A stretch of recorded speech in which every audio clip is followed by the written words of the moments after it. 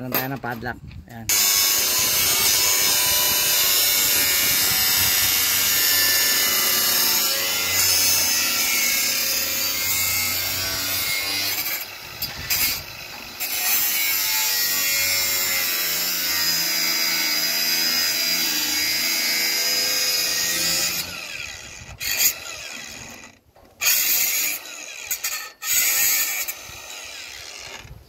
Dito sa mga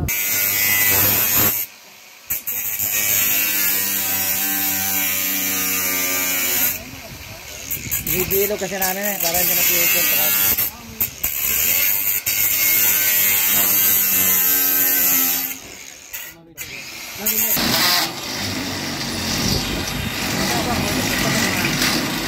Ha? Hindi ko pwede na.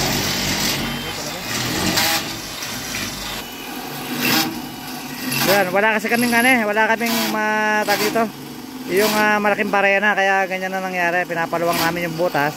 At pagbalik namin dadala namin ng tamang drill bit.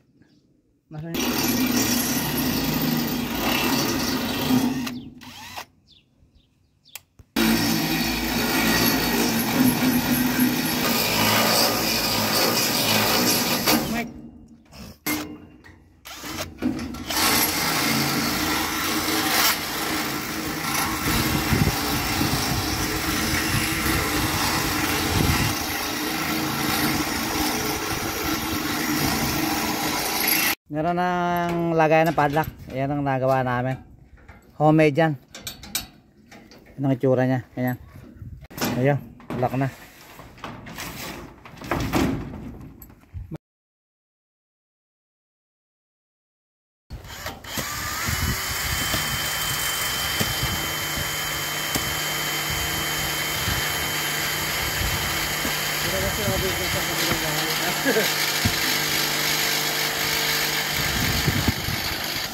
Ito, pinapatibay namin yung yung stock room. Lalagyan namin ng plano namin lagyan ng cyclone wire kasi nga malalaki yung mga pagitan siyempre tipid ng konti ng materyales. Lalagyan namin ng cyclone wire. Yan yung pinto, lalagyan namin ng konting protection.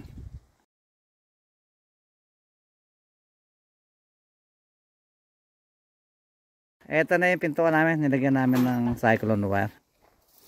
Ayan, gawa na pintuan. Ito na pintuan natin yan. Ayan. Ayan na siya.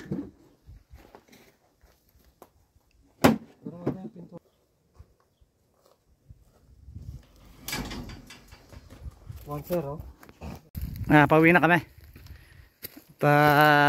Gabi na naman pahinga naman.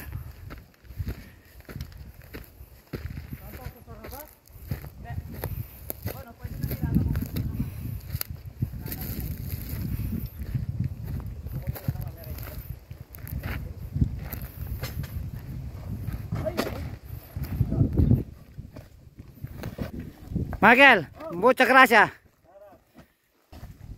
Pag summer, maganda pag summer.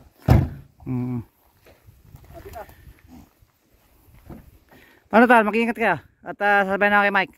Mainit na panahon. Kaya hirap kaming magawa ngayon Mabilis uminit Nung nakaraang linggo, hindi pa ganito Pauwi na kami. At walang konti lang nagawa namin dahil mainit. At dumating din si Michael. Ito siya. At sa kanya ako sumabay. Ayun, at gano'n na lang mga ka-brother. At sa susunod na linggo na lang ulit. At papunta ulit kami dyan. Kaya lang medyo painit na titignan natin kung ano pwede nating magawa sa ganong klase ng tiyempo. At gano'n na lang. At mag-iingat-ingat kayo. At susunod na pagkikita ulit.